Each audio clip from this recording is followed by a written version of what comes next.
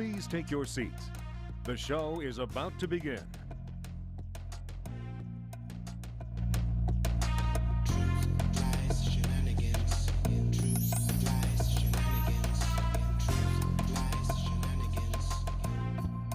Hey everyone, welcome to Truth Lies Shenanigans, the live streaming podcast. Thank you for coming for the ride. My name is Neil Nix. In a crazy week, more body cam footage in the news of a black man being killed by police. Coronavirus restrictions are lifted, violence in the Middle East. So we have a packed show for you. We're bringing in international correspondent and TV host Mayowa Adegoke. And she's also known as at the Lady Mayowa at Instagram. And we're asking her about her career. And we're going to ask some things going on in the news. So for our show Hot Topics, Gianni is asking if black on black crime is really a thing. Rob B is asking about blessings from the Lord for gay marriage. And Lizzie is going to discuss German Lord. From the German Lord. from the German Lord. And Lizzie's going to discuss the ridiculous AOC Marjorie Taylor Greene saga. As always, we'll open with a quick fire and close with Shenanigans Game Show. But before we get into the show, I've got to introduce you to our lovely hosts, our professor, editor, journalist, and sports savant out of Washington, D.C., Miss Lizzie Enders. What's up, everyone? Happy Sunday Fun Day. Neo Nix just mentioned sports. DC sports teams have been doing the damn thing this weekend. The Caps won their first playoff game of the season against the Bruins. The Bruins, Robbie. The Bruins. On Friday night. And then about maybe 20, 30 minutes ago, the Washington Wizards just beat the Charlotte Hornets in the playoff play-in game. So we're doing big things here in DC for this playoff season. Love to hear it. Love to see it. Yeah, I love it too. All right, our bona fide rock star with the rock band Fallen Machine coming to you from Sudbury, Ontario, Mr. Rob B. Rock. What's up, everyone? My weekend has just been a wonderful spring-filled nightmare of allergens. I'm feeling very congested. Oh yeah, but it's okay. It's temporary. It's only a couple days, or maybe a week or so, and then we can get on with the rest of the season. All right. All right, our native New Englander, now out of Atlanta, Georgia, college student, model, actress, and co-host of Wednesday's TLS Unscripted, Miss Gianni Storm. Our Gianni girl, our Gianni girl. Happy Sunday Fun Day, guys. This week school's out, luckily, so this week I didn't know what to do with myself. Like, I had a lot of things to catch up on. I had to prioritize what is important and what isn't. So a lot of scattered energy this week, but we're gonna take it. All right. Well, let's check out something from Unscripted on Wednesday. Do you think that the kids benefited from like the public system and the private schools? I think I noticed it as well when I was in college because I had to work extra hard. You know what I mean? Like when everyone was turning in their papers, they were like easy peasy, but I felt like, I had to work extra hard because I did have that, public high school education and then we had the Spanish, the second language. So we had a barrier going into kindergarten. I didn't even know English. So that was you and Olivia, as you brought in one of your listeners who joined the discussion live. So how was that?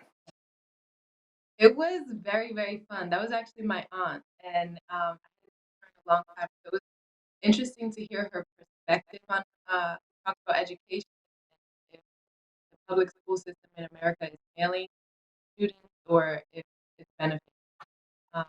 Yeah, it was an interesting discussion. All right. Be sure to check them out this Wednesday, 8 p.m. Eastern, if you want to join the live conversation with them or listen to them anytime on our Apple Podcast channel. All right, let's start off with our quick fire question.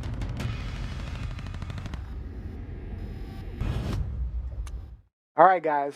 New York City's Pride Parade is coming up, and police officers have been banned from participating in the event by organizers of the event. So, if you could sit down with one of the organizers, what would your message be? Let's start with Gianni. What would your message be? If I could sit down with the organizers, I would say, good job. I think it's appropriate. Good job. All right. Robbie? You do you. You do you. Like the snap. All right, Lizzie? I mean, not everybody's invited to the cookout. Not everybody's invited to the cookout. I'm like, both, after Stonewall both times, I ain't mad at them because they can take off the day and participate without the uniform. Shoot, get on out there, but take the uniform off, man. So, Yeah. so obviously we're all okay with this. So what are your thoughts? I mean, so this is the right thing to do, Lizzie? I think this is within their rights to do. Regardless of if you feel it's the right thing or the wrong thing, this is well within their rights to do. This is a private parade, and if they don't want to have certain groups that marching in the parade, they're not saying that you can't come to the parade if you're a police officer. They're saying that you cannot participate, you cannot have a float, you cannot march in the parade. If they feel that way, it is their right to do so. Just like, for say in New York City for the St. Patrick's Day parade, for example, it wasn't until 2 years ago that the St. Patrick's Day parade allowed the LGBT community to march in their parade. So, I mean, and there's been a huge history of negative back and forth between the LGBTQ community and NYPD, dating back to 1969 and the Stonewall riots, dating back as recently as last summer, 2020, when they had the same parade. And there was a clash between NYPD police officers And and Stonewall. people participating in this particular parade. So, I mean, you don't have to invite them to your parade if you don't want to. They could still come and be on the sidelines like the rest of us. It just means that they cannot march, which I'm fine with. So it's I'm not fine. discriminatory, Robbie? I can appreciate what the parade organizers are doing and saying and holding NYPD police services more accountable, basically to do better. And I could also appreciate where some members of the LGBT plus community who aren't police officers would feel hurt because it's another level of exclusion.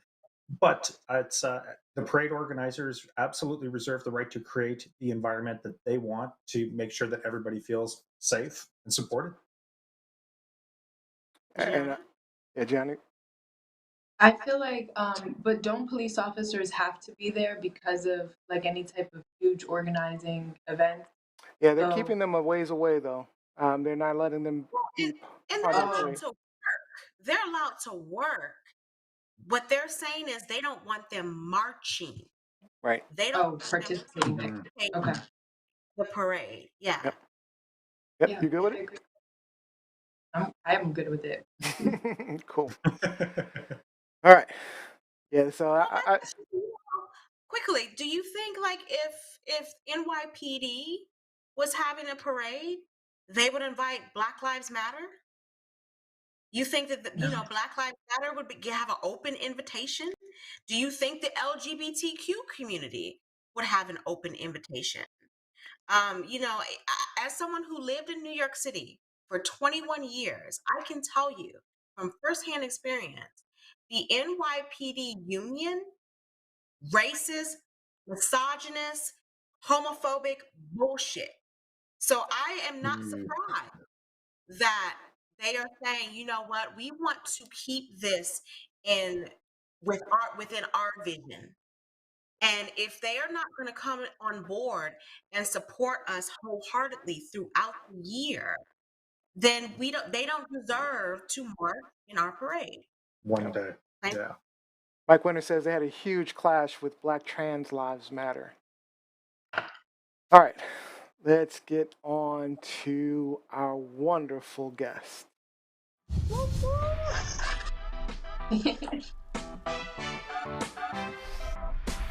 Today's spotlight is on Mayowa Adegoke. Hey, welcome. Welcome. Did I get it close? I've been trying. Yeah, you try. How about you say it for everyone? Say your name for us. That'll be. Okay, so hi everyone. My name is Mayowa Adegoke. See, Good you luck. say, and it Mayowa. sounds so good when you say it too. It's like. Hey, it's my name. It's my name. So, so thank you She's guys like for bringing me Mayowa. on. I'm so excited to be here. All right. So let me introduce you to Mayowa. That's it. Close. Mayowa. Mayowa. All right. Is an award-winning TV show host, an international journalist, and is a leading Nigerian media personality in Dubai, UAE.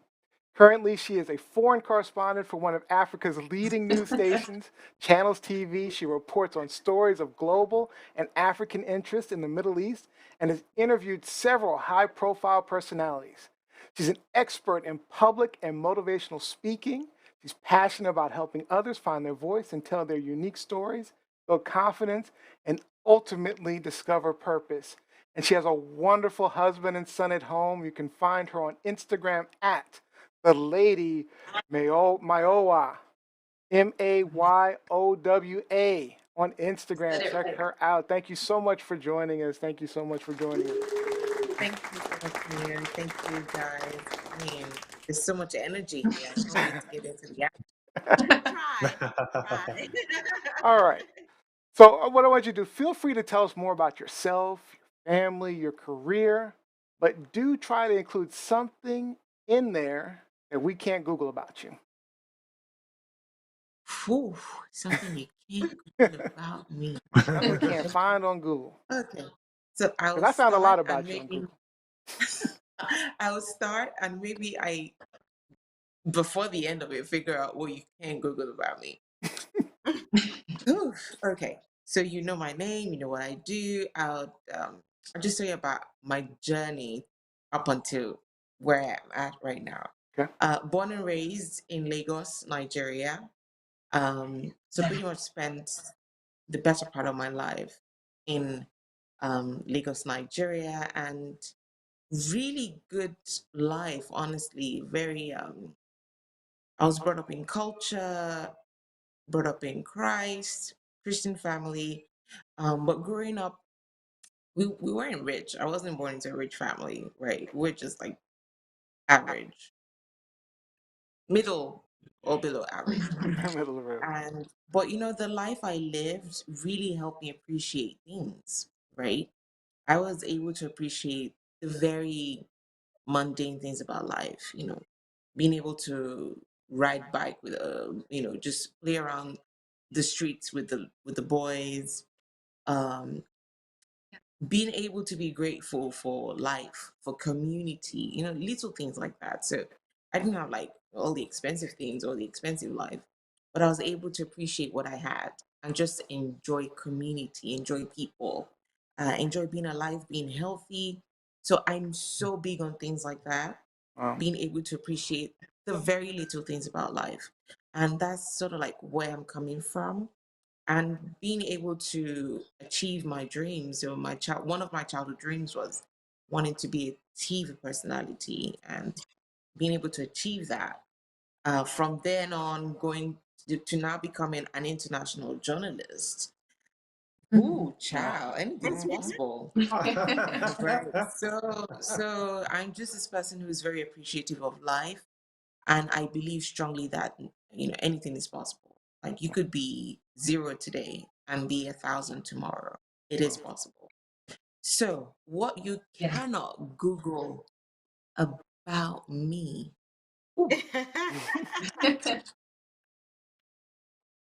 I have something in my mind, but I don't think that's content I'll go with for it. a public platform. Might be too hot. Might be Oh too yeah, hot yeah, for yeah. Okay, I know TLS. this Might one. be This too one. hot This for one's TLS. easy. I'm not sure you'd find on Google that the Dubai is the first place I've been outside of Africa. Hmm. Okay. That's Oh easy. wow. I mean, it's not that exciting, but yeah, let's But keep the other one for you elsewhere. keep your I other could one. tell All you right, else. you check her Instagram out. You'll find out more about her there. All right. So we talked a bit about this pre-show, but you do a lot of reporting in and on the Middle East, and I was curious. What's that like? I mean, you know, the fear, making sure you say the right things, do the right things, because it can be challenging with all the conflict going on. So I'm just curious, what is that like? What is that like being an international correspondent in the Middle East? So first off, sometimes I really do ask myself if I'm in the Middle East, and Mm, and I'll explain why I say that. So obviously, the UAE, which is a country, United Arab Emirates, Dubai is one of the Emirates, one of the seven Emirates. It's very different here, right? So this is the only country in the Middle East I've lived in. Uh, but I think that people who live in other parts of the Middle East will have different experiences. So the UAE is very accommodating. There's this stereotype about the Middle East and Arabs, but when you're here in the UAE, it's a whole different story. mm, So check this. You've got 10 million people who call this home, not just tourists, people who reside here. You've got about 90% of that as foreigners, expats, people from over 200 countries. So you've got over 200 nationalities that call this place home. So your neighbor could be Mexican, could be Filipino, could be American, British, could be pretty much anyone, right? So it's very different here. 10% of the population would be Emiratis, who are the actual locals, and they're very forward-thinking people. They're big on tolerance. So I'm a Christian, for example, and we're free. You're free to be a Christian. They're churches, so you can go to church. Feel free to talk about your religion on social media, because really, religion is one of the big things that people talk about when you mention the Middle East. So as far as living in the UAE it goes, I think we have the better side of things, right? But that said, you still have to be careful. Um, you just have to be smart, be wise. Right. mhm. Read the room, if that explains it. So Of course. yeah, it's good. Have a great time, live your life, but read the room and don't overstep. They're just boundaries, unspoken boundaries you shouldn't cross. Okay. So I suppose if you live here, you would know those boundaries, and you just if you stick to your side of the bargain, you'll be great. You'll be fine. All right, Lizzie. So I didn't share this with you during pre-show, but I too am a journalist. Like, yes, I'm a professor at Howard, but my overall career, I'm a sports journalist here in the I United could States. And tell. and so with sports journalism, it's a very male-dominated profession. And I would imagine even, in your part of the world, there are predominantly males that you deal with. So how was that transition? Like, how did you, as a Black woman from Nigeria, how did you get into journalism and getting to the point where you are an award-winning journalist? How did you get your foot in the door? And how did you get people to respect you and what you do? Great question. That's an interesting question. So for you, it's the gender divide, right? Mm. A female in a very male-dominated industry. For me, it was more the race type divide. Interesting. Mhm. Um, and Okay. it's not like racism is going on. Well, some context to that. Anyway, what I'm saying is here you have a very huge community that's filled with different colors, different people. You've got Americans, you've got Mm. British, and if you're American and British, you know that you are, top of the food chain, Right. pretty Right. much. That's it. Mhm. And if you're African, generally speaking, as a community, we're not there yet. Interesting. So, coming as a journalist to this community, there aren't many people like myself doing what I do. Okay. So I find myself at events, and I'm graced and fortunate to have access to certain places. So I get there, and it's like I'm the only black, or one Mm. of two blacks. Mm-hmm. So it's like, Mm-hmm. okay, so Okay. that's the situation I find myself Right. in. And I Mm-hmm. realized, so there's one thing that I learned really quick. Being in Nigeria, even though Nigeria is made up of so many tribes, over 200, and different languages, you know, Mm-hmm. in Nigeria, first you might identify, depending on who you are as a person, you might identify with your tribe first before you identify with the country. So I'm from the Yoruba tribe. So for some people, they're big on I'm Yoruba first before I'm Nigerian, right? But I guess Okay. my training as a journalist, I just typically identify as Nigerian first. Nigerian. And Okay. when you're in Nigeria, you are first Nigerian before you are African. But when I came Mm. out here, I became first African, then Nigerian, Mm-hmm. because the Gotcha. African community is small in many ways compared to the larger society and compared to other communities, such that we have to find strength in numbers. So now when Mm-hmm. I'm here, I'm first African. I'm first looking out for Africa. I'm first representing Africa. And so getting into places, high profile events, and seeing that I'm like the only black or one of the very few black people, Mm. I see that I have to represent. I have to bring my Right. A game on, right? Because there's very few of me out here. You So feel the I have same to way, make Liz? up for every other person who's not able to get here. So Yes. I that's feel the really same my way, but like you experience. said, I feel the same way, but like you said, in a different context. Because in the early part of my career, so I graduated from college in '98, and that's when I started my professional journalism career. And so for me, it was always not I'm the black person in the room. I'm the woman in the room. Like I used to go Mm. into locker rooms where there were no other women. I used to cover games where I was the only woman.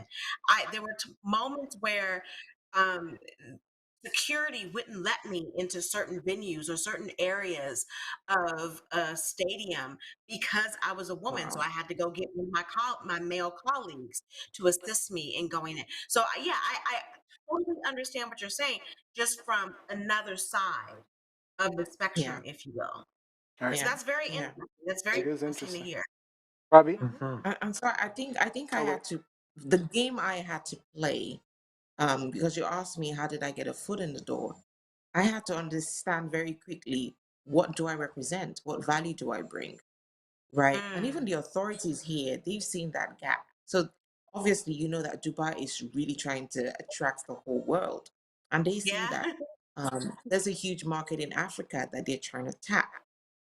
So my Hmm. being here, really, I'm here at the perfect time because I represent a demographic that they're trying to attract. Wow. So Right. when I Oh, Right. speak, wonderful. Good for they you. listen, and there's very few of me. So when I Hmm. say something, it's like, oh yes, you should. I mean, she Listen to represents her. Uh-huh. a market we're trying to attract. So I think that has helped. Plus the fact that my organization is one of the top news stations in Africa. We're big in Nigeria, big in Africa. So very quickly, I had to play up the value that I bring to the table. Credibility. I think that's one of the things that gave me, I mean, plus the grace of God, obviously, that's what gave me quick access to certain places. So I got here 2019, September, because I got married and then moved in. So a few months, still floating in honeymoon mode, still trying to understand, Mm-hmm. still trying to understand the country, the system. I mean, it's a whole new place, different life entirely. I've left my family, I've left my career, I've left my friends. So trying to understand it. And then bam, 2020, Corona says, hello, hi, I'm here. And everything shuts down. But turns out that was the Mm. perfect time for me because everything's shut down and there's no distraction because they Right. have to focus on who they have in here, not who's visiting because no one can visit. So now they were able to focus on the resources and the people that were in house. And I think that really helped me because now I didn't have to struggle through the noise, through all the millions of tourists to get attention. I send one email. It's like, oh yeah, we can get that email real quick. So I It's think that worked out better well than for here. me. So now I'm waiting for everything to get back to normal because now I've laid the foundation and I know that it can only get better from here. Absolutely. I don't know if you get the same response in here in the U.S., but Robbie Rock. It's wow. It sounds like you've had such an amazing journey up until this point, and I really appreciate your outlook on life, just as far as appreciating the small things. Because if you set that bar to just those things that you really need, happiness is pretty easy to achieve. So, speaking of your adventures and your journeys, I want to talk to you about your bucket list items and specifically how ziplining became a bucket list item and it never was. And I want to know about that experience. I want to know about your and I want to know about Well, your he found next it on bucket list Google. item.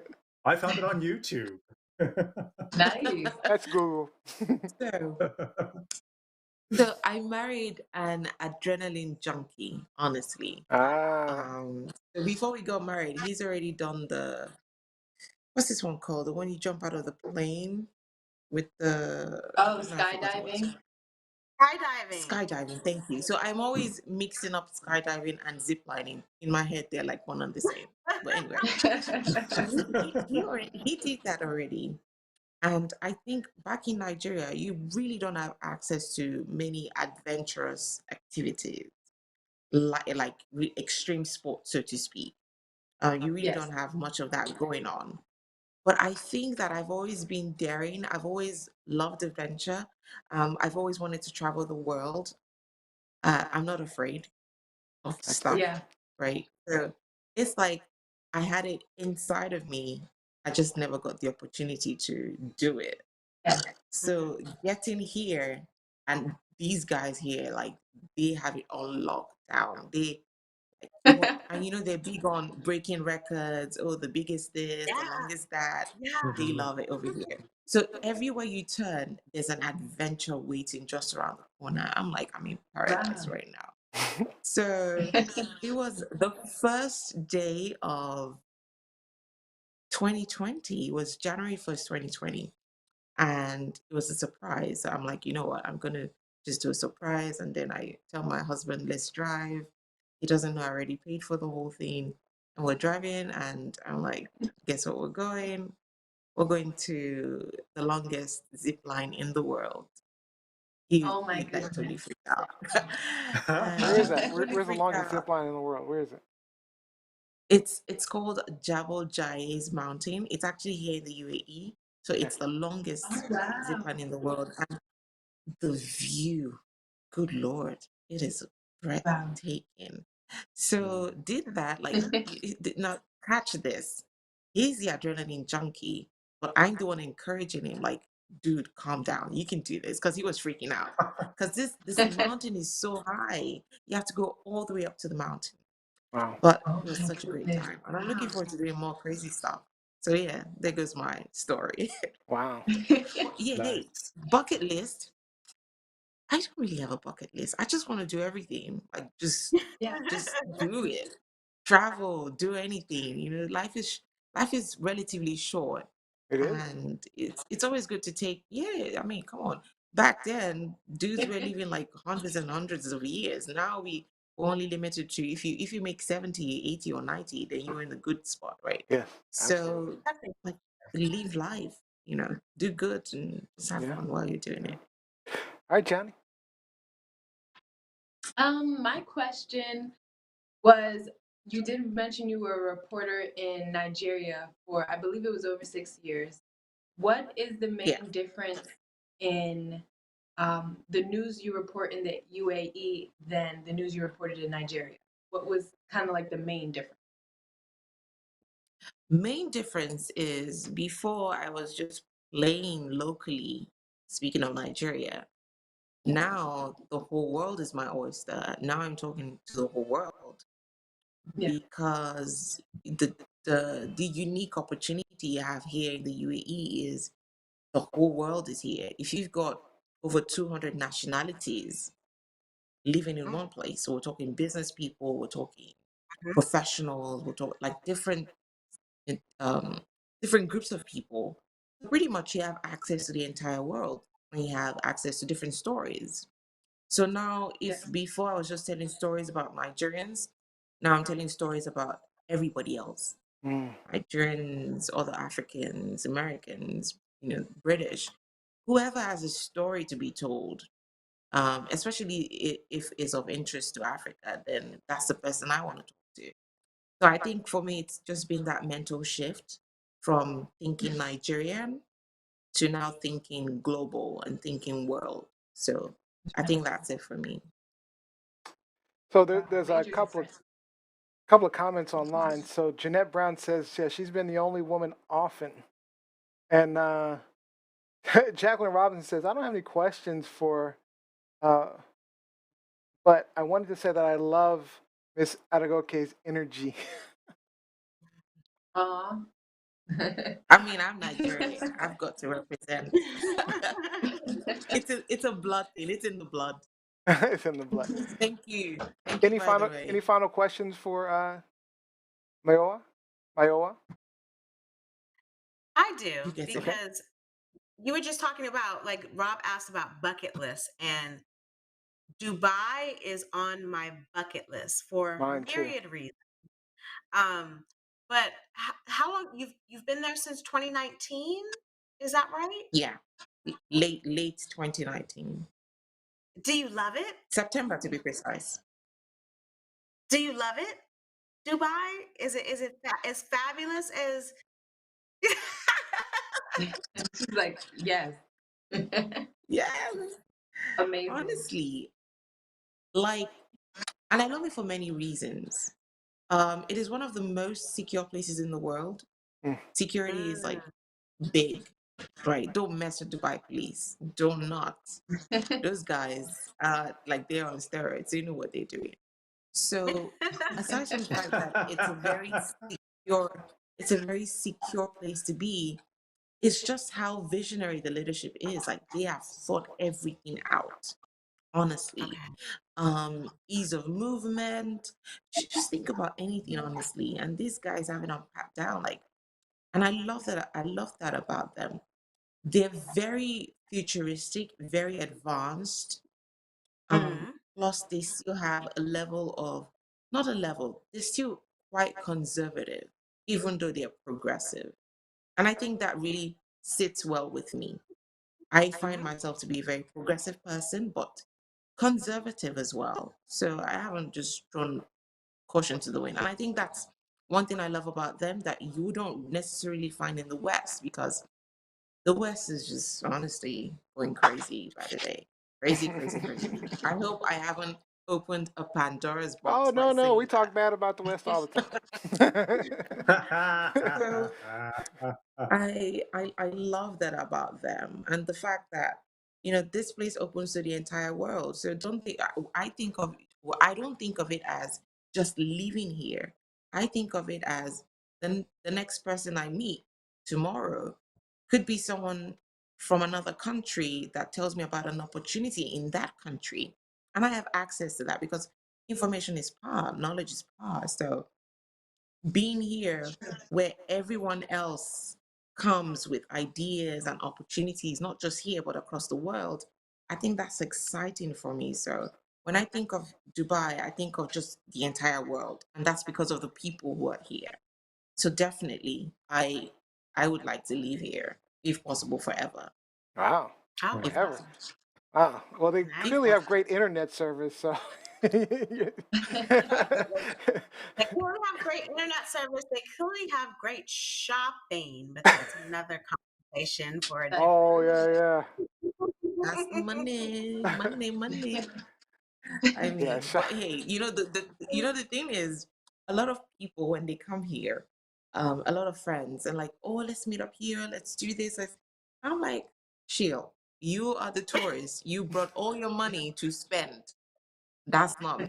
I live here. I've got a budget. That's right. I don't just hop around doing stuff.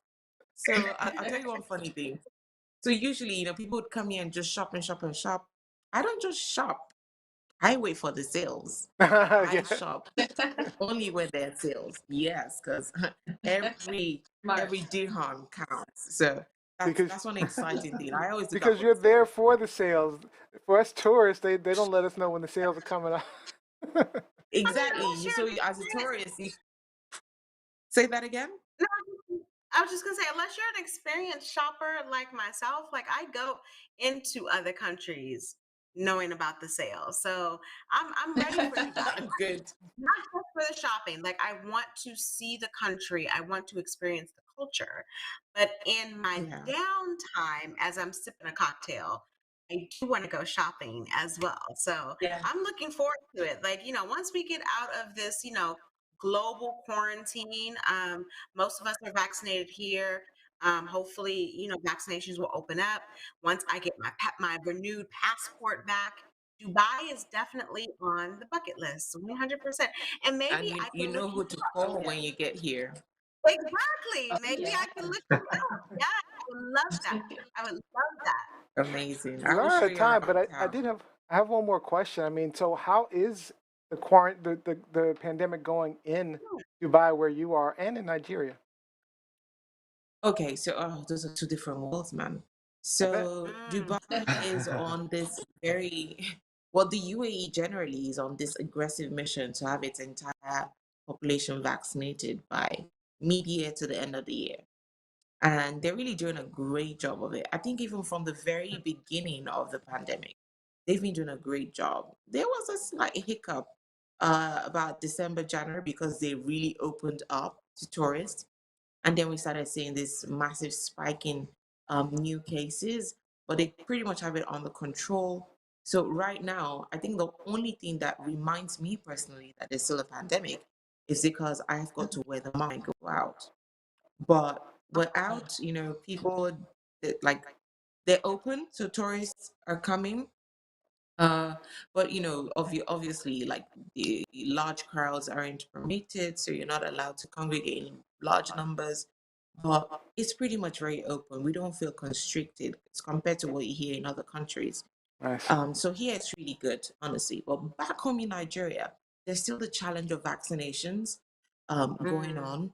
Uh, and now they're in that state where a lot of people have become relaxed, right? So they had a lot high cases in death, well, high relatively, and then things, sort of toned down a bit, and then people started relaxing, and now they talks about a new lockdown. So back in Nigeria, I wish it could be better, Mm. but I feel like they're lucky because they don't have the situation that's going on in Brazil or like they had it in America India. or like they have it in Yeah. India, for Yeah. instance. Yeah. So I Yeah. think a lot of people are riding on that, but hopefully it stays that way for everyone's sakes. I've got family there, so Oh yeah. Yeah. Yeah. Okay. All right. Well, unfortunately, that's all the time we have. So we appreciate you joining us so much. I mean, we definitely loved your energy and your conversation. thank We, you. we probably need to have you back at some point. So see what's Yes, going on. please. Yes, I totally love that. There's so much we can talk about. Awesome. And I know it's like midnight there, so I know you got to get back to your son and go get some sleep and stuff like that. Actually, it's like almost 1 o'clock in the morning over there. So- Yeah. Yeah. But I work from home, so I can sleep in. It's fine. Ooh, lucky you. All right. All right. We're going to have to, Gianna's going to reach back out. We'll get you back on and have some more conversations Thank you about. so much, guys. We Thank had you so for much joining. So fun. just really Thank quick you. before you go, just tell people where they can find you. Oh, you can find me on Instagram. Your best shot is to find me on Instagram at the Lady Mayowa. Mayowa is Mayowa, so at the Lady Mayowa. Yeah, that's your best shot. I'm always on Instagram, always. All right. So Well, you'll we'll find me definitely see there. you again soon. Thank you so much for joining us. Thank you. All right. We'll see you next time.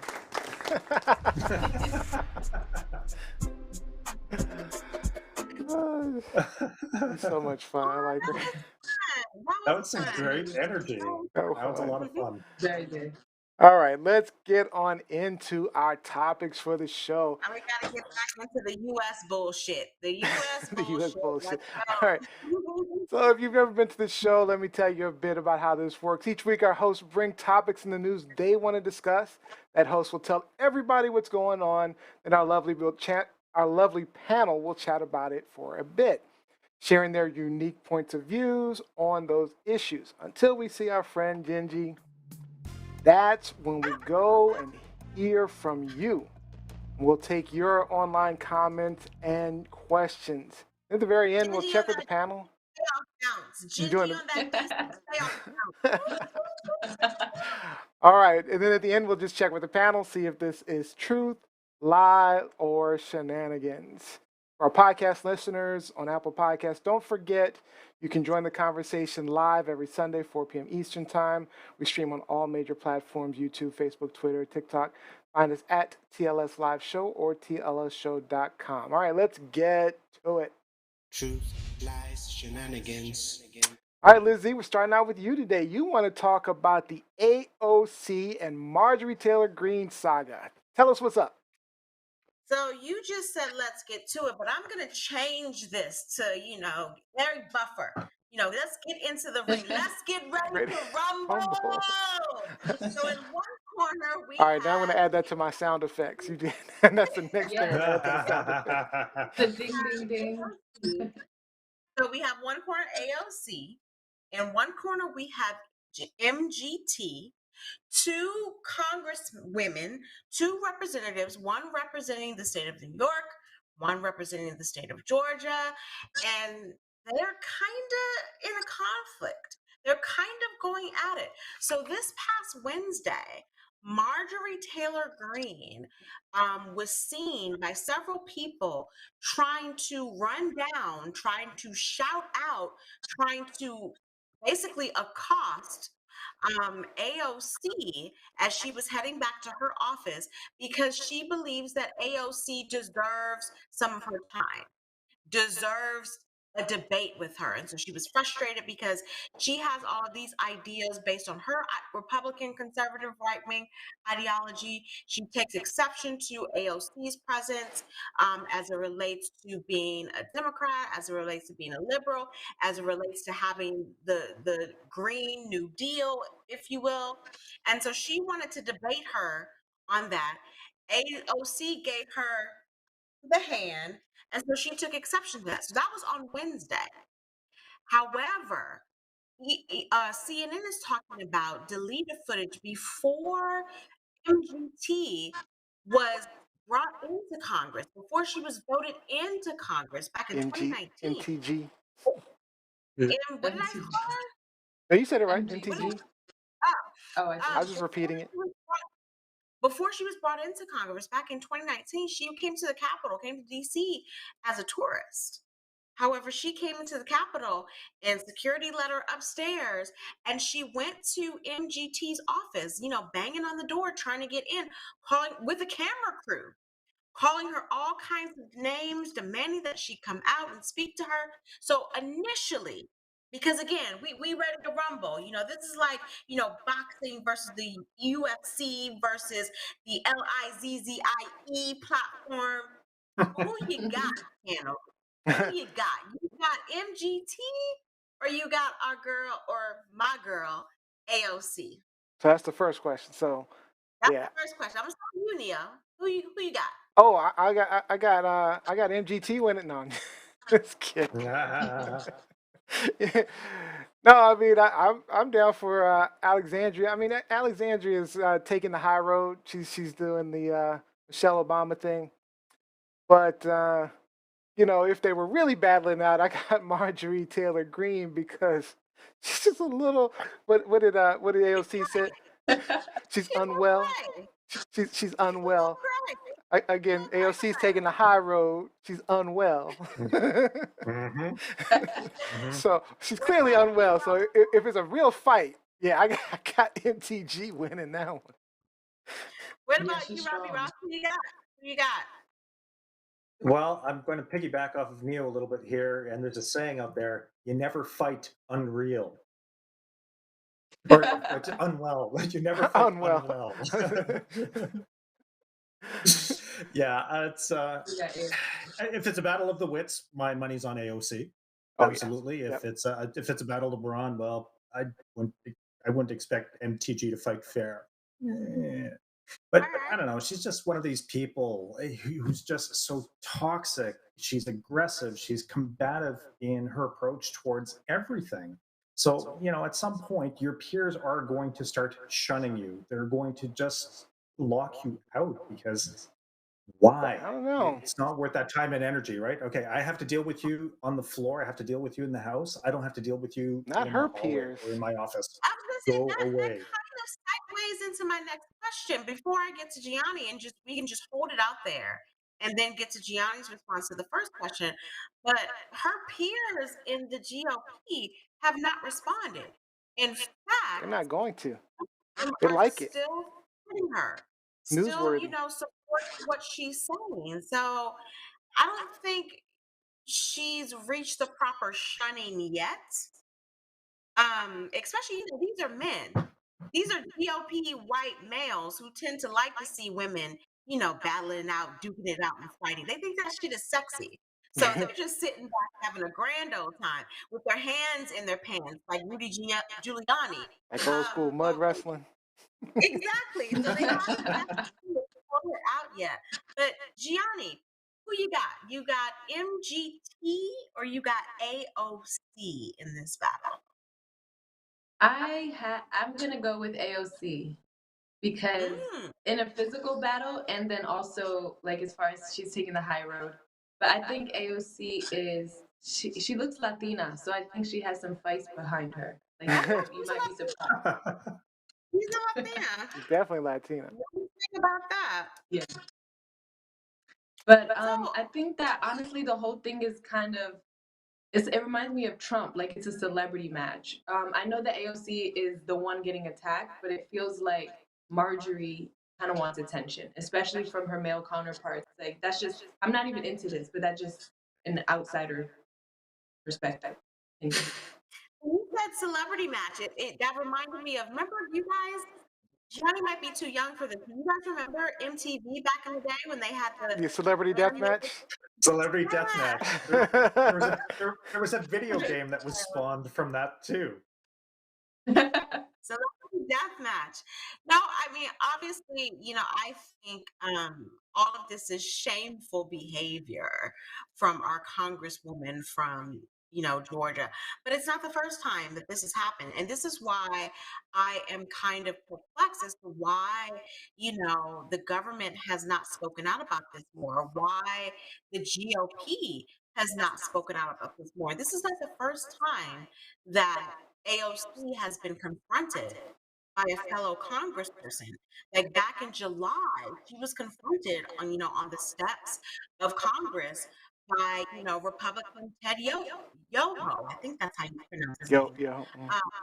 Screaming at her, being very accusatory and aggressive in his manner. And he eventually apologized, but, he apologized because he got, blown up for his behavior. But I'm wondering, one, when the GOP is really going to kind of rein their people in, because there's been a lot of aggressive behavior since even before January 6th. And in the video that you see of MGT, do you want me to play that real quick? At least part of it? Wait, you can play it real quick. Yes. Right. Yes. You want to talk to Crazy Ocasio? You come to this little thing and you open it up and you whisper into her. Session. This is confession. This is Ocasio confession right there. Alexandria Ocasio-Cortez. I'm an American citizen. I pay your salary through the taxes that you collect from me through the IRS because I'm a tax-paying citizen of the United States. I'm a woman.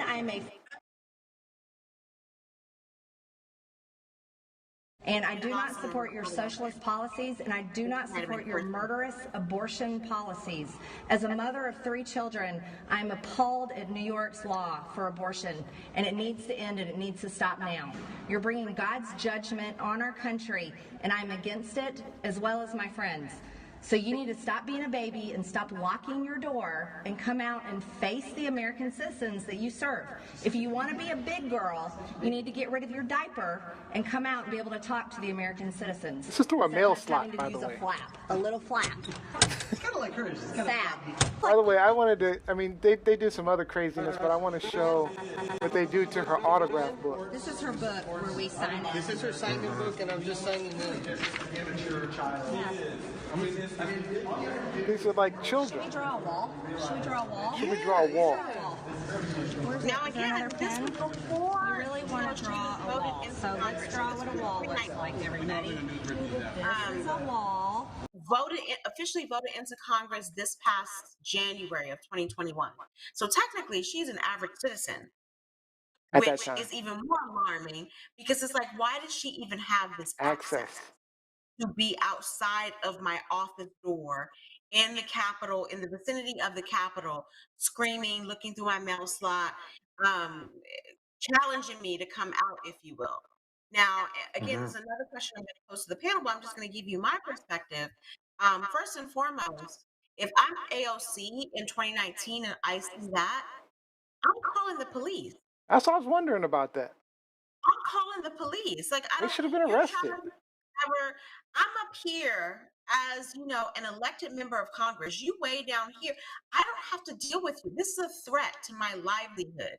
You were on United States government property threatening me.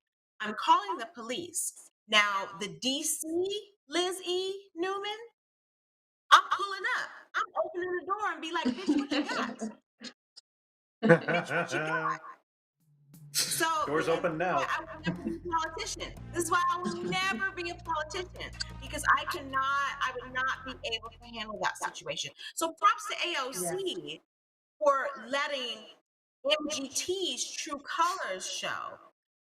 But this is repulsive behavior, and the fact that the GOP and even the Dems have kind of been a little silent on this. Yeah, that's frustrating me as well.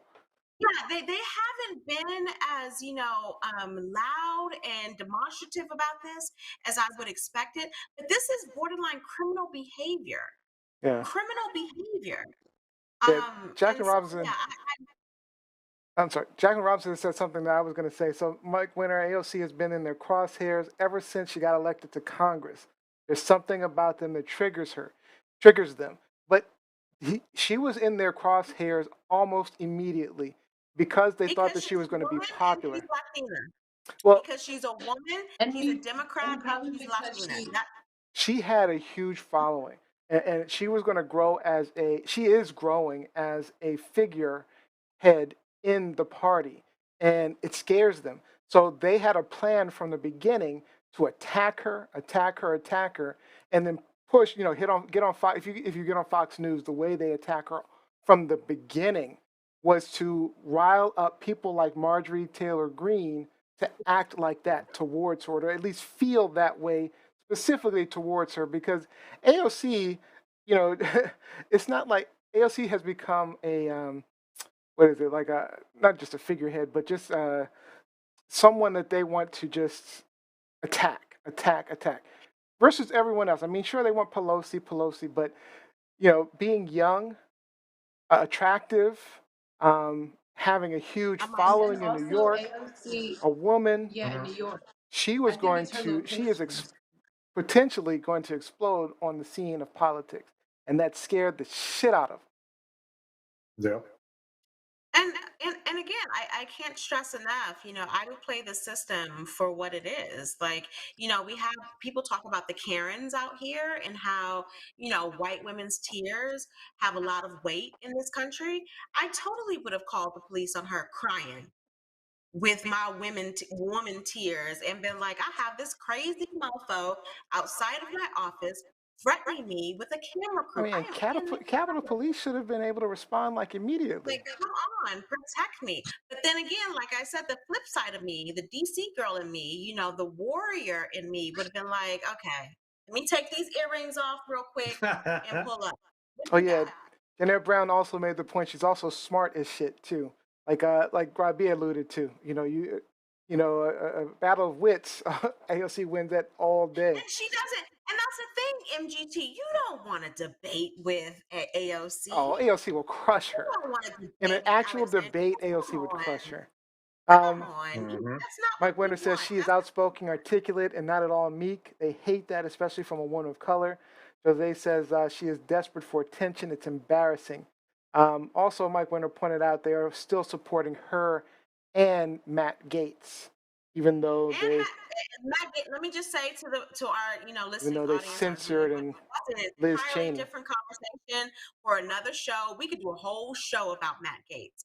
But in addition to this 2019 episode that we saw in the video, again, MGT, Marjorie Taylor Greene, Greene Taylor, and now I'm getting confused with her name. She tried to confront her on Wednesday. So a second incident happened this past Wednesday where she chased her down in Congress, in the Capitol, screaming at her, challenging her to a debate. And so my issue is, how is this our government? How is this what we have become? Like, come on. These are elected officials. If we and just coming off of the insurrection, so now we know how we got to the insurrection. No, this is exactly how. Mhm. This is exactly how. All right, let's get on to our next topic. Here we go. Truth, lies, shenanigans. Before we do that, are we calling that truth, lies, or shenanigans? What are we calling that one? We calling it what we need to add. Bullshit. We I'm keep calling forgetting to lies. add the bullshit. It's bullshit. Well, that's right, bullshit. Gianni, what was I didn't hear you. What you calling it? Oh, I think that it's lies. Lies, yeah. I'm with you on lies. All right. Now let's get to the next one. Truth, lies, shenanigans. Rob B, you're a proclaimed atheist and you want to talk about the blessings of the church. Tell us. Rob B, as a fellow atheist, Rob B has had the most amount of religious topics. That's true. So tell us, what's going on, Rob B? What's going on? Well, it's I know that a little while ago we talked about the Vatican saying they were cool with the gays, and then the Vatican turned around saying, well, we're cool with them, but we're not going to bless their unions anymore. Well, this rubbed a lot of people the wrong way when this proclamation came out. So much so to the point that in March, 2,000 priests, theologians, and members of the Catholic Church in Germany signed a petition in favor of blessing same-sex couples. In the last week, more than 100 priests defied the Vatican by blessing the same-sex couples, which is just amazing. And this new movement is taking the name of Liebe gewinnt, which means love wins. So, in your opinion, are these priests at the risk of being defrocked? And how can we help ideas such as Liebe gewinnt, Love Wins initiative? How can we help them take hold internationally? Thoughts and impressions? Let's start with Gianni. On this one. What does defrocked mean? Sorry. Defrocked would mean that the Vatican would basically remove them from the church. They wouldn't be a priest anymore. Oh, well, no, I That's don't a good think question, that. Gianni. That's a Robbie's over here using big words and stuff because not that I didn't know what it meant, but there are some nuances to it. So Yeah. Thank you for that, Rob. I think that the priest could be defrocked by Vatican because I thought that Vatican said that he wasn't like they were not in agreement to same-sex marriage. Like they haven't honored it on the higher level. So I They're feel not like blessing them. Yeah. Right, they're not blessing straight them. from the Pope. I feel like they could be. I feel like they could get in trouble for that. But the thing that I think should happen if they want this Love Wins movement to overthrow the Vatican's honor in a way is if a lot of people do it at once. Like it can't just be small uprisings. Like it has to be Germany, U.S., all of wherever these people. What religion is this? Is this Catholic? Catholic. Yeah. Yes, Okay. this is Catholic faith. Yeah. Yeah, so a lot of that's a really popular religion too. So a lot of Catholic churches should do it. It should be a movement that happens like wildfire if they really wanted to make any actual change, because this is an old Catholicism is an old religion, like super old. So for them to like be progressive and Not the change their oldest. mindset, yeah, not the oldest, but they have to really take it serious if they really want to, implement this change and be accepted by their God. Lizzie? I mean, obviously, I'm on the side of the German priest in this situation, to the point where, and my German is not good. I speak several languages, but I do not speak German. But I think I am correct in saying Fick Dich, which is fuck you in German. I think that's right. And that's what I would say in this situation. Like, one thing about religion is never afraid to embrace hypocrisy. Never I know. afraid to say one thing and do the other. You cannot be, a group or an entity of love and acceptance. God loves everybody, God accepts everybody. But then you want to, create all of these rules and regulations that are opposed to certain people, that are stifling to certain livelihoods. So I would say, I'm with the German priest on this. Like, how is this defying what God says versus your acceptance of all of these Catholic priests who love young children, young boys, young girls, You just putting it healing out there. all Right. like how is one different from the other? Because you've done an amazing job of hiding all of these pedophiles and criminals who are abusing these young people, but yet you want to deny consenting adults the right to have a life, the right to marry. So I'm with the German priest on this. I'm totally with the German priest on this. And let me again brush up on my German. Dick Deech. Dick Deech. You know, yeah, of course, I'm glad that they're taking a stand against the Pope. But I'm like, if you want to practice, I mean, a religion, why would you practice a religion that doesn't accept you for who you are? That's the thing that kind of frustrates me. I mean, Catholicism has always been against LGBTQ. I mean, there seemed to be, we had this conversation in the last conversation we had about it, but, you know, the Pope seemed to be more progressive than other popes in the past. But he's really not as progressive as we think he is. But He how just are they going to appears that way. become progressive? How are they going to evolve if there aren't priests who stand up and say, this is wrong? We believe in this ideology. We don't believe in how you are practicing it.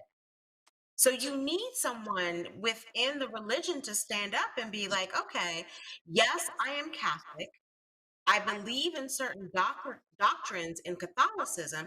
I just don't believe how you as a human are choosing to exercise this. So that's how I see it.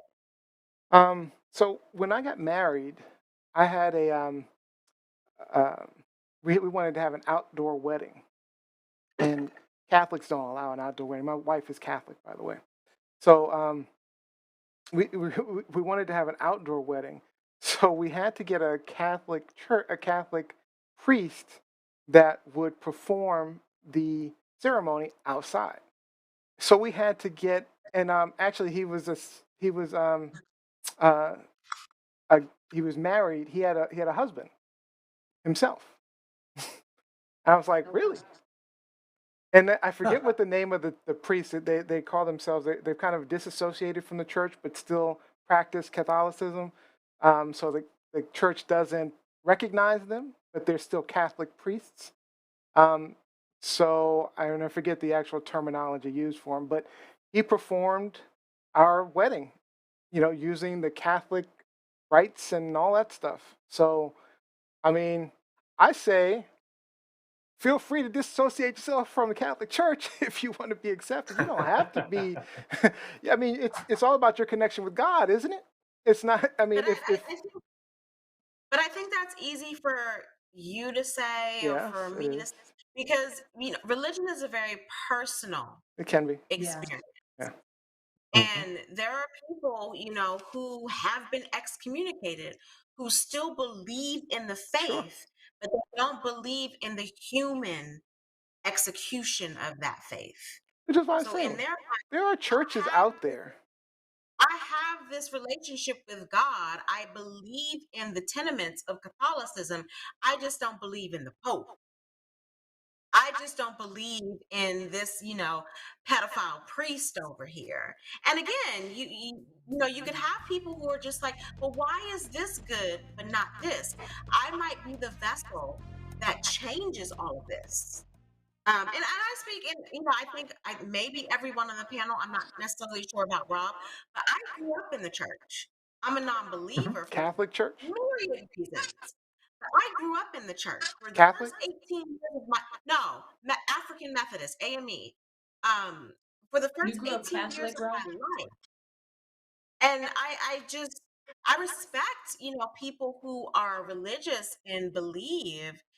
It's just not my belief. It's not my chosen path. I mean, I respect it too. I'm just saying, I think there are options where you don't have to, and it's good to see the German churches kind of taking a stand so maybe they can start to affect some change. But I say, let them live in the archaic ages. But also And think about this, Neo. A lot of people who are religious think that they have a direct connection with God. yeah, I think that the That priests God do. Yeah. speaks to them.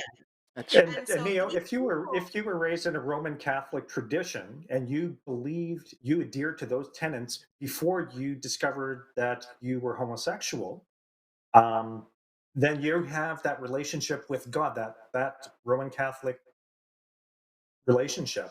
And just, I wanted to tie a bow on it by quoting Christian Olding, priest from the western city of Geldern. So he said, if we say that God is love, I cannot tell people who embrace loyalty, unity, and responsibility to each other that theirs is not love, that it's a fifth or sixth class of love. There you go. I look forward to the blessing. We're going to have all forms of relationships, classic, heterosexual marriages, divorced and remarried couples, unmarried couples, and yes, also same-sex couples. So those are the types of ideas that need to come out of the forefront. And exactly, that coalition of priests out of Germany, that's a wonderful step. And Johnny, I like where your head's at as far as making it an international movement and, just getting more churches on board, because it will change. It will change what's happening from the Vatican. So, Because while while the Roman Catholic faith isn't anti-gay, they're not pro same-sex unions.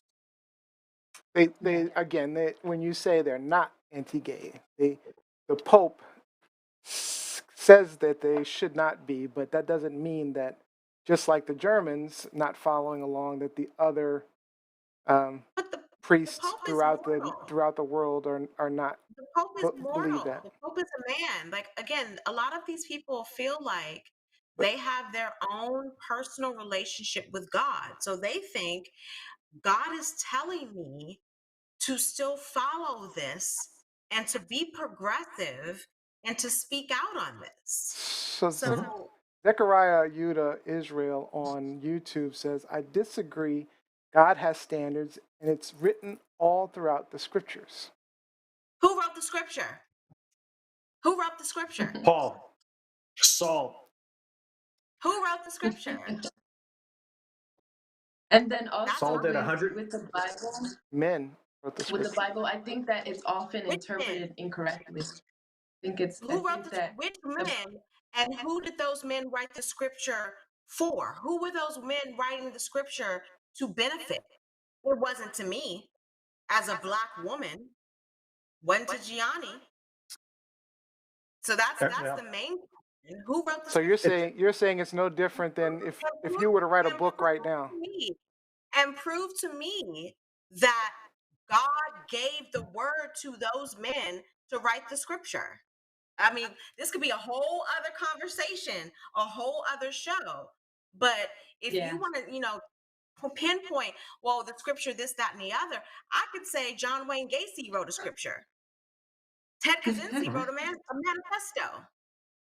Well, Zechariah did respond. He says the scriptures were influenced by the Spirit of the Most High. So men who had an actual relationship with, so the men had an actual relationship with God. The spirit that influenced you may not be the spirit that influenced me. There is no proof in that spirit. No, exactly, because the book was inspired by God. How do we know that? It's in the book. That's a logical fallacy. You can't have the book that makes the claim. Yeah, the book that makes the claim isn't evidence of that claim, because it's a logical fallacy. So you guys are saying, like, if Gianni, who is spiritual, decided to write a book saying she was inspired by God, that is not necessarily validating the right. What makes her book any more valid than the King James version of the Bible? Like, right. That's what I mean. That's what it sounds like you're saying, right? It's like her. You're saying Gianni's. We're saying Gianni's book is as valid as the scriptures written by these guys. If the claim that it's inspired by, I would respect Gianni writing this book, but I'm not going to denounce anyone who says that Gianni's word is not the word. That's my point. But Johnny could write that book and make the claim that it was inspired by God, just like anybody else can make that same claim. I can say that it's inspired by God, that my words are inspired by God, and I can make that claim in the book. And then I can say, well, look, it's in the book that I was inspired by God when I wrote this. So there's your proof. Rob, correct yourself. But you being atheist, you lose credibility. But Gianni has credibility because she's claimed to be spiritual, and she has a connection. Whoa. Why does an atheist lose credibility? Because you can't. An atheist, you claim that there is no God, so you can't say you're inspired by something you claim that doesn't exist. But I just had an epiphany, buddy. What's epiphany? Like I said, I was raised in a church. I studied the Bible in college. So yes, I do have some credibility and some background. I'm just saying you can't. Your book wouldn't have credibility saying that it was inspired by God. But I could claim that I've had an epiphany and that I'm inspired. I'm just saying you just can't say you were inspired by God because you say there is no God and it's an atheist. So that's all I'm saying. That's the only point I'm making. But becoming a Christian is something that you can do at any time. Go ahead, Gianni. Right? Absolutely, Gianni. Let's get Gianni in there. Sorry. I just wanted to say because I think that the reason the Bible has been argued for like the past 4,000 years, it feels like, is because the Bible, from my perspective, is not interpreted correctly. And I don't think the Bible is logical. It is, like Rob said, there's fallacies there, of course. So since the Bible does operate in an illogical or imaginative, if you will, kind of sense, and it's like this guide to how humans should live on earth or the experience we have, then I think it needs to be taken as such. And I think people take like the stories of like Job and Noah and Judah and all of these things, and they think they were real people. But when I say that, I kind of say that with hesitation because I know people really feel that in their heart. And I was raised a Jehovah's Witness, so I have some history to that. But just logically and over time and experience, I know that it's taken out of context. The Bible is not meant to be literal. That's just my opinion. And taken out of context, and that's what Zechariah was saying, something very similar. Not just by Catholics, but by tons of people all over the world. And there are various editions of the Bible. There's a different Bible for Christians than there is for Jews. Yeah, I still haven't seen two Bibles that read exactly the same. Me either. I have never seen one. Never put two different Bibles side by side and they had the same words in them. I read the Quran in college. I've read parts of the Quran. Like, which is supposed to be right? But I've seen two Qurans side by side that had the exact same writing in it. And so there you go. But never two Bibles side by side that had the same words. But I just want to get to these comments real quick. We have to move on. So Zechariah, exactly, there's a difference between someone who believes in something from someone who does not believe in the same thing. Jose made me laugh with which gods are we talking about? Jose also says religion and spirituality are very different. Ade says people should be free to love who they want. I believe excommunicated is the term. I hope I'm right. Thank you for trying to help me. No, It was a different term though. It's a different. He referred to himself as something different. Like I can't. I have to look it up, and I'll see if I can look it up before we close. But let's see. All right. Again, Neo, you speak to gay people who were raised Catholic. They don't immediately lose their faith when they come to terms with being gay. Right. That's what Rob B was stating. So, absolutely. And I hear you and feel you. All right. Let's move on to the next topic. Truth, lies, shenanigans. We're going to have to move fast, Gianni. I truly apologize. But you wanted to talk about some black on black crime and what it is. Unfortunately, I have a lot to say about it. We might need to push this off. I think we can get through this very quickly. Oh, with you? Okay, well, let's get through it quickly. Go ahead, Gianni. Black on black crime. Okay, so there were two groups of young men that exchanged gunfire last Thursday in my hometown of Providence, Rhode Island, and as many as 9 people were injured. So this led me to do more research because, as we know, crimes in the Latin community and Black community are no strange to the news media. So more than a dozen shell casings on the ground could be seen in the distance of that night. No arrests have been made, and they're still determining things. As I said, the scenario is not new to news in New York City, Chicago, DC, Atlanta, Miami, big cities that have a lot more people and have a lot more minorities. So my question to the panel is, do Black people kill one another? I'm sorry, yes. My question to the panel is... Just like everybody else. Is black on black crime just crime? And then I have some follow-up questions for you guys. Like, is the Black and Latinx community do they commit the most violence in the United States? Is this a genuine concern? We're probably going to have to cut it down to the first question just because of time. I truly apologize, but I want to comment. So I'm saying black on black crime is a thing. But let me explain real quick. So this was something that J. Edgar Hoover devised and his racist cronies, right? To segregate. You quoting J. Edgar Hoover's, let me stop myself. His plan was to segregate Black people into ghettos and projects and then pump drugs into the Black communities and create criminals and criminal behavior and let them, quote, kill themselves and fill up all the jails with Black bodies and keep Black people subjugated. And the problem now is it's so ingrained and well established. He really did a good job, unfortunately. The mentality and mindset is really hard to change. So gangs are like a means of survival. So in these communities, and as these communities have hopefully, we're moving away from these type of communities, but is it a thing? Yes, but it's a construct. It was something that was constructed, by racists. And the term is like a holdover. So when you say black on black crime, that's just something that we're perpetuating, is this concept that Black people are killing each other. So it kind of continues to belittle the real problems in the community instead of like focusing on what we need to fix. So yes, does it exist in the way that they created it? Yes, but we got other issues. That's not really the issue. That's not the underlying problems. But Lizzie, Robbie, we don't have much time. I'm sorry. Black on black crime is not a thing.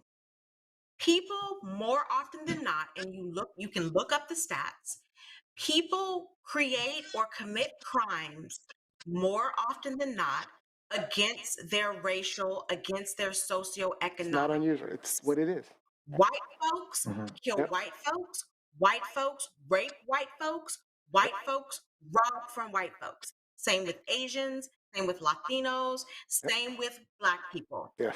Back, during the 20s, the 30s, the 40s, carrying on even to the 70s, 80s in New York City, with all of the big mob crimes, with the mob families.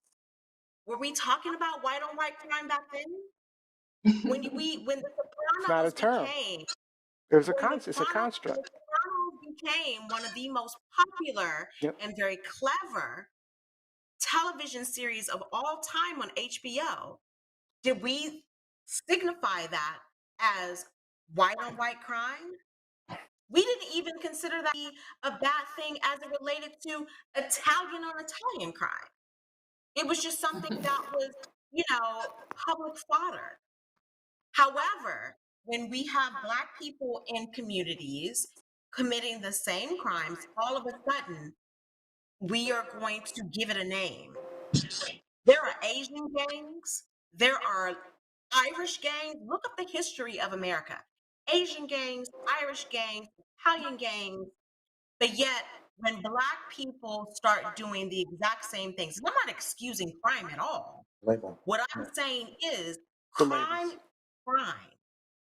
It's a crime, plain and simple. All right, Robbie. But we have a racist government that is trying to say, okay, Black people are, like Neo alluded to, Black people are prone to do this. Yeah. This is what they do. This is all intentional. So that's why to create we're the going stigma. to give it a name, Black on Black crime. Yep.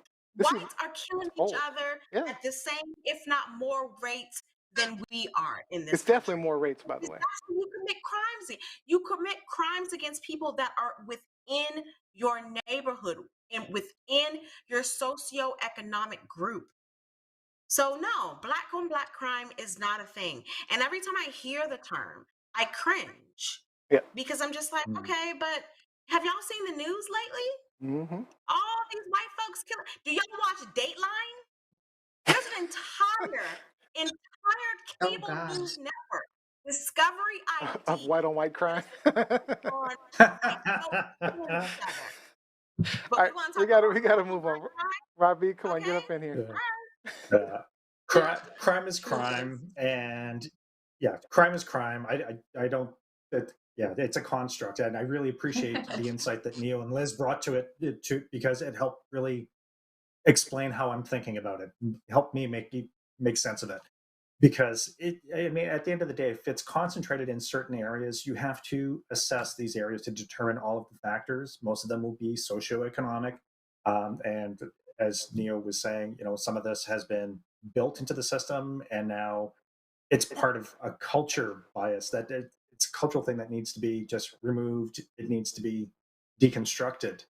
And again, guys, I'm sorry, I'm going to harp on it, but easy access to guns is a big part of an issue. It's true. Just when I was doing my homework, just from May 1st to the 14th, because, well, people decided to take the weekend off and not update the numbers for yesterday and today. Guns and drugs. From May 1st, 30 documented mass shootings in the U.S., 145 victims and 30 fatalities. It's happening everywhere, Johnny. And easy access to guns is a big part of the problem. Everybody remember Reagan's war on drugs? I'm telling you, they were flooding the communities with all kind of just drugs, guns, just on purpose. It was all part of a plan. The drugs that the white government put into Black communities. Exactly. Let's not forget that. Yes, Let's exactly. not forget that. But I also implore people very quickly, just look at Hollywood. Who are the biggest villains? Who are the biggest crime criminals in the history of Hollywood? It's not Black men. Mobs. It's not Black people. It's white men. Yep. Even if you look at the horror series, it's white men. Don't come at me with Black on Black crime. No. Okay. Not a thing. Let me just get these comments real quick. So Mike Winter says it's not a thing. Liz will handle this for me. I love it. Zechariah says the jail system makes money off the people being put in prison. Black on Black crime is a thing, but it's also pushed on them in the media. Yes, I'm feeling you. Mike Winter says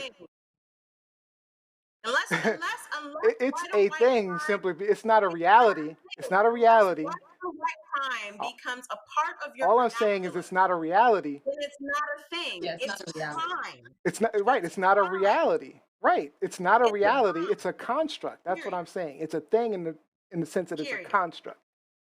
Jacqueline Robinson says that construct was used to marginalize Blacks and to co-sign them to certain neighborhoods. Absolutely. So feeling you guys on that. All right. Gianni, did you have any last comments? I know you didn't really get to talk. Sorry. No, Sorry, I think Gianni. that no crime fault, is my fault. black on black crime is crime, and at the end of the day, I think that the media does show more black crimes than white crimes, in my opinion. Like Liz said, the movies from actual news sources. So yeah, Yeah. not a thing, but it's a thing. It's a good talk. I think you should bring it back up, again Tony in the future. Soprano, Freddy Krueger, Michael Myers, Jason Voorhees. What All color are right. they? He's like, these are not What black color are people. they? All right, They that's kill it for Hot Topics. All right, guys. Truth, lies, too funny. shenanigans. All right, let's just jump into our game show. We're going to make this short today.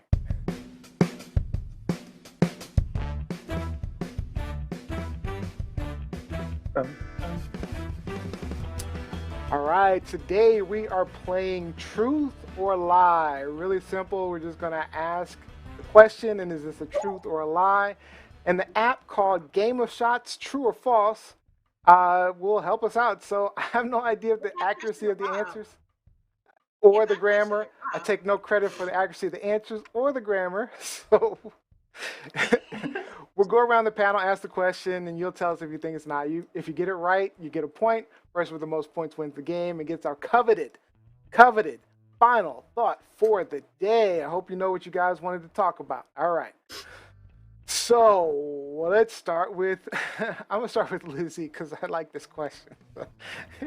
I like the grammar on it too. In 1925, a rain of frogs caused 30 dead in Oregon. Is this truth or lie? The grammar isn't that bad here. Oh, it's right? Okay. No, it's a rain of different frogs. terminology. I'm gonna say truth.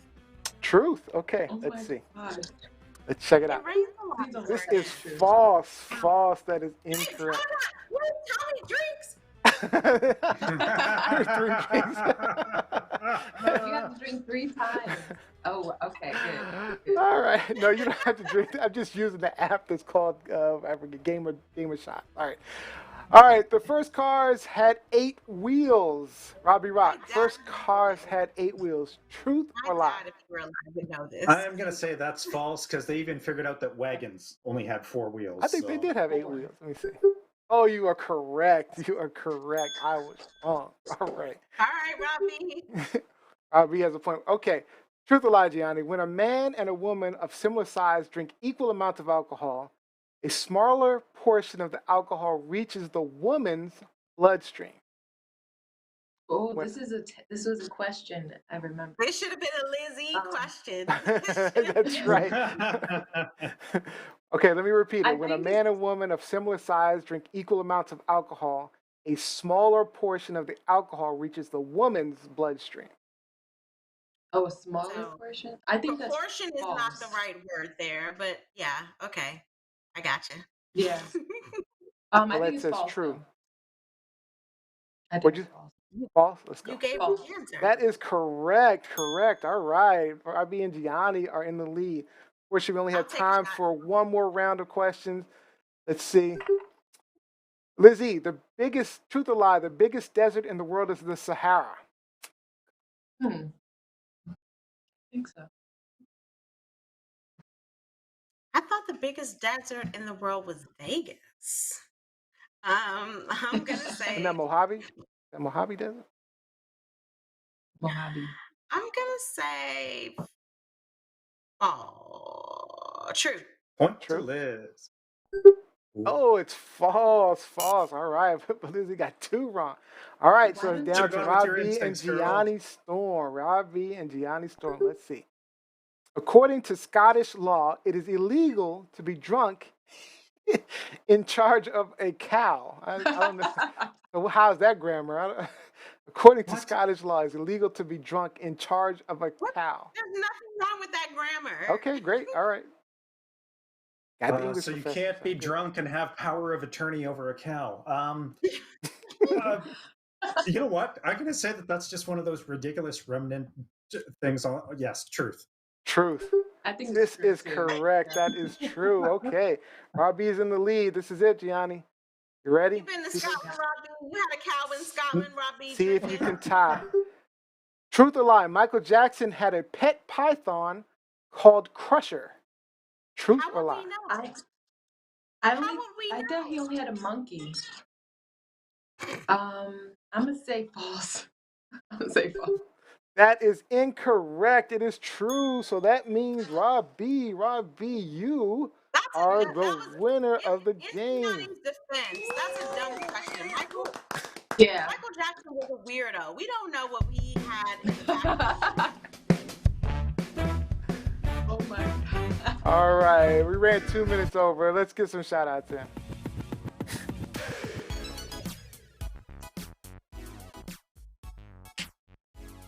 All right, let's start with Lizzie today. Shout out to all of the college graduates over the past 2 weeks, particularly my alma mater, whoop, whoop, see you Buffaloes, University of Colorado, to NYU, where I did my graduate program, but also to Howard University, to Gianni's School, Clark University in Atlanta. Shout out to all of the students, the parents, everyone who supported them. We are proud of you, and we are looking forward to what you have in store for the future. So be proud of yourself, because we're proud of you. Robbie? Shout out to, special shout out to Zachariah on YouTube. Thank you so much for your comments and for really being engaging and getting us on a deeper level. That was cool. Yeah, he caused us to go over in time, so that's great. To all of our regular viewers and listeners, thank you so much for joining us. It's always a slice to spend this time with you. This. Johnny? Shout out to Olivia E. We have a really cool food challenge coming up on the next Unscripted on Wednesdays at 8 p.m. So I'm excited about that. Awesome. What are y'all eating? Yeah. You gonna tell them? Ooh, gummies. Is it a secret? Gummies, spicy gummies. But they're hottest gummy in the world, right? Yep. I might like that. I might like that. I'm nervous. Yeah. All right. And my shout out is to you, the audience. I'm asking you guys to follow me on TikTok. I'm having fun on my page, and I want to share it with you at Neo_Nix, just like this, spelled up here. I'm doing a series on racist songs, inappropriate commercials. I think I'm gonna start a series on on history facts, focusing mostly on Black history. So, because those TikTokers I'm finding have no clue. So.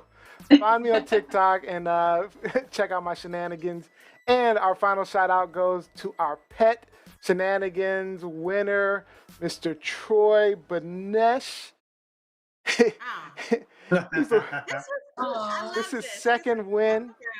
This is so true. You can do shit with a cat in the house. You cannot do anything with a cat in the house. How cute. So his pic seems to be pretty popular with the group. But this time it's a pic of his cat curled up in his hands while he's trying to play video games with the controller with the caption, "Maybe this is why my multiplayer gaming is so terrible." So. He's just trying to be great with his video game, and here comes the feline. Here comes the feline. All right, make sure you join our TLS Pet Shenanigans Facebook group. The photo with the most likes each week gets a shout out on the show. And that is officially all the time we have for today's show. I'd like to thank you guys for joining us. We hope that maybe you learned something, gained a new perspective, or even got some things off your chest. Don't forget, like, follow, subscribe at TLSLiveShow. Tomorrow, check out YouTube for clips of your favorite moments of this show. TLSshow.com, Truth Live Shenanigans, or search Truth Live Shenanigans. And our next live show is on Sunday, May 16th, 4 p.m. Eastern Time, 1 p.m. Pacific. We're going back to the movies. No. Our next live show. Oh, the date is wrong? I did the date wrong, didn't I? Sunday. Yeah. What's that, the 23rd? That's the 23rd? I got it right this time. 23rd, 4 p.m. Eastern Time, 1 p.m. Pacific. We're going back to the movies with Micah. Unless you guys want to recycle our show. Unless you guys want to recycle and just keep watching. Yeah, you just watch it again. Watch it again. All right.